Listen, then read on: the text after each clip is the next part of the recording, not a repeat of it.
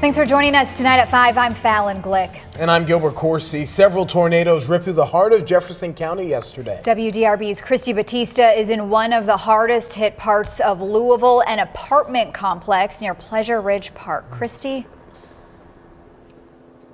Yeah, guys, the National Weather Service says an EF1 tornado tore through this apartment complex. We are at the Oaks at St. Andrews. Debris is virtually everywhere. Bricks ripped off, shingles ripped off, a tree through someone's bedroom, and that happened right there. That is the guy's car. We talked to him today. He says he was in that room when the tornado came through. It's a tragedy. You never really feel pain or remorse until it really happens to you. Nahum Neal just laid down for a nap in his apartment near Pleasure Ridge Park when the storm came through. I woke up because the wind was blowing, the rain was coming in, the blinds were shattering. So I thought, let me shut the window before this massive tree come through the window. In a matter of seconds, it just started picking up. It got rougher and rougher. His fear came true. The tree came in, hitting him, knocking him to the ground. It hit me in the shoulder, it hit me in the ribs, it forced me out the bedroom. I lost my balance, I hit my head on the stairwell, and I fell down the steps. The National Weather Service saying that was a high EF1 tornado with gusts at least 110 miles per hour. That's within 5 miles per hour of an EF2 tornado. It torments you a little bit, it scares you, and this is my first time ever going through this. I'm scared of the rain there. Like I am really scared of the rain there. Rain, the wind won't. And even though the fear runs deep, he says it still could have been much worse. Everything's gonna work out. Everything's gonna work out.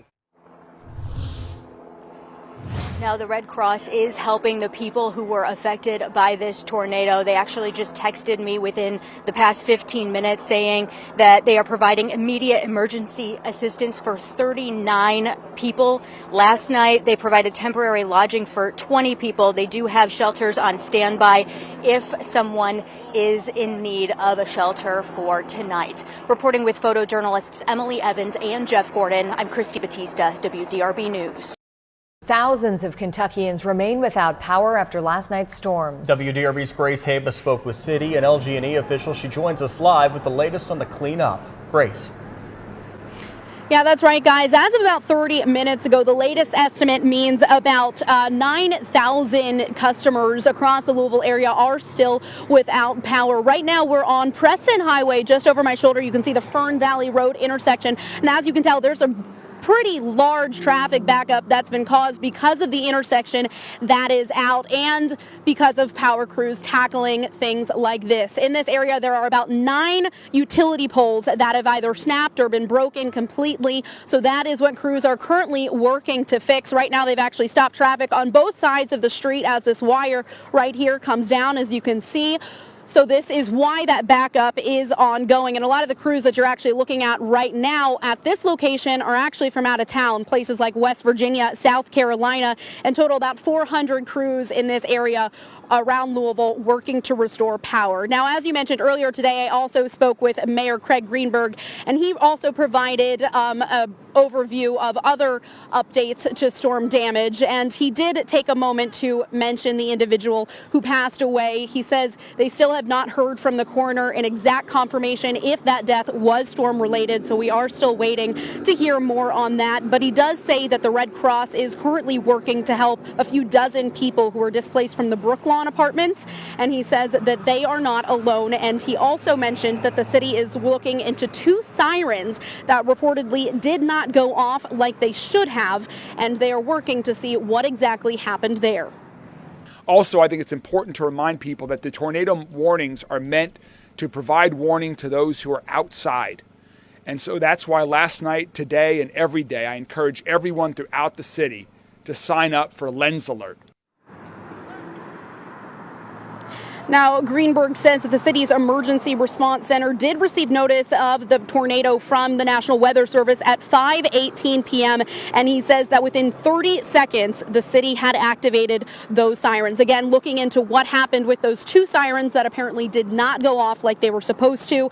And as you can see here on Preston Highway, a lot of efforts to repair service to those who are currently out still underway. And the good news is that for those 9,000 customers still without power, LG&E officials tell me that they do expect the majority, if not all of those customers, to have their power restored by late tomorrow night. So hopefully some good news there. For now, reporting live off Preston Highway with photojournalist Dominic Furman, Grace Haba, WDRB News.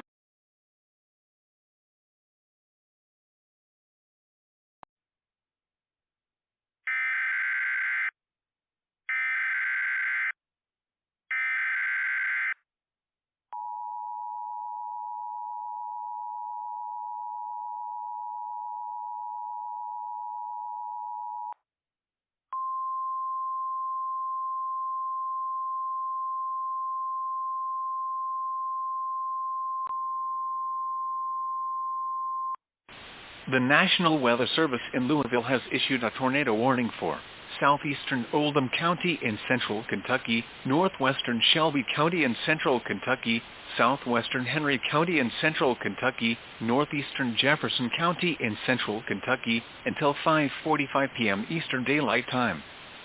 At 5:17 p.m. Eastern Daylight Time, severe thunderstorms capable of producing both tornadoes and extensive straight-line wind damage were located over Anchorage, moving northeast at 55 miles per hour. Expected hazards include tornado. This is a radar-indicated threat. The following impacts are expected.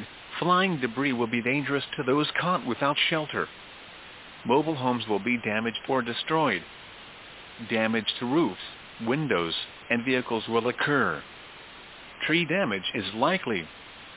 These dangerous storms will be near Lug Range around 5:30 p.m. Eastern Daylight Time. Other locations in the path of this tornadic thunderstorm include New Castle. Take cover now. Move to a basement or an interior room on the lowest floor of a sturdy building. Avoid windows. If you are outdoors, in a mobile home, or in a vehicle, move to the closest substantial shelter and protect yourself from flying debris.